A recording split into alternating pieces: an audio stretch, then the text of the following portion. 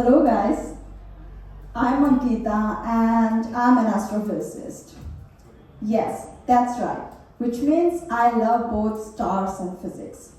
So if you think I'm going to be really boring, you're absolutely right. But don't worry, I'll take snoring as an active participation. I'm from India, and so when I moved to Melbourne last year, I was thrilled because there's always something happening here. And as a naturally nosy person, I love exploring and figuring things out. For example, I still don't understand why Docklands is so terrible. But hopefully one day I will uncover its origin story. I mean, when I'm studying the space, I'm literally trying to figure out how the universe was formed. But even that seems easier than knowing why Docklands exists at all. So I'm mostly interested in origin stories, specifically the story of how we came to be here. We all know why I'm in Melbourne. Good coffee, great trams, and to see which iconic Melbourne building will be painted over next. But when I'm studying the space, I'm more focused on how our galaxy, the Milky Way, evolved. My research topic is called Galactic Archaeology, which is just a fancy way of saying I look at stars as they are fossils. Except instead of dinosaurs, I'm digging up the history of our Milky Way. So when I tell people I study the fossil stars, they often imagine that I'm referring to Al Pacino. But what I'm specifically studying are cool dwarf stars. No, they are not cool just because they are dwarf and I'm under 5 feet tall. These stars are called cool because they have extremely low temperatures and evolving very slowly, just like me. Don't judge, guys. So it's known to be recording all of its history. So let me take you on a journey through the secrets of these stars. No, not to predict your dating life, guys. To reveal about the past of the Milky Way and as well as what's next for Milky Way. So, as I was saying, I'm specifically studying these cool dwarf stars because of the fact that they store helium. Helium, that's right, which makes your voice funny and makes the balloons float. So when I tell people that I study helium, they often imagine and ask me, so, do you work with balloons? Absolutely right. This is what I do every morning. Take a deep breath, blow a balloon, and whisper in a chipmunk voice. This is for science today.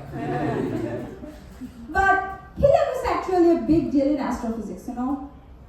You see, when the Big Bang happened, oh, not that one, this one. So, when Big Bang happened, it released a certain amount of helium.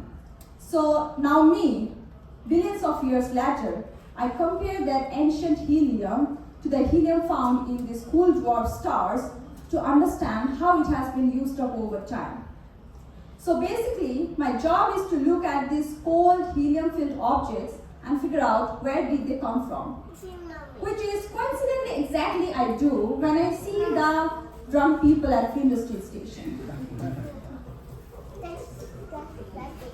So, I study how much helium is there in these cool dwarf stars and compare it to what was released during the Big Bang.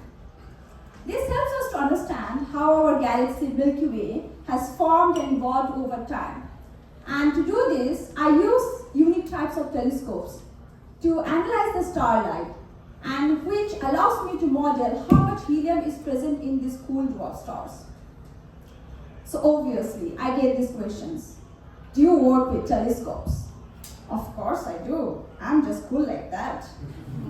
And let me tell you, astronomers have have access to some of the most powerful telescopes in the world. Cutting-edge technology which helps us to peer through billions of light years away. So cool. Yet, this is us 99% of the time, just sitting in front of the laptop, squinting at lines and trying to remember, how did I plot the wrong data again? That too, for one single star out of 28,159 sample stars. But that's the life of a researcher. It's hard. We're always just one caffeine break away from either a breakthrough prize or a total breakdown. But my work is important, because as we live inside the Milky Way, we can study these stars in great detail. And so, it helps us to understand how we can compare the other galaxies out there in space too.